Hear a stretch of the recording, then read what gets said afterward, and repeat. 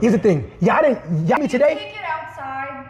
I thought 5 was when everyone was able to sleep and everything would be quiet. Some people have to actually go home and drive home today. I gotta drive home too. Okay, so why the f are you screaming when people are trying to sleep? I had to get her back. Go outside, bring it outside like a normal human. She's sleeping. I couldn't take her outside. So take her outside. Go out there. Why are you yelling? Oh, that's kind of wild.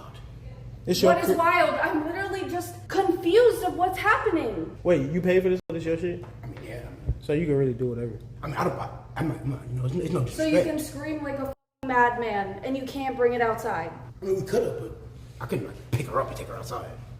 That's kind of weird. I don't give a fuck. This is the worst retreat ever. I guess.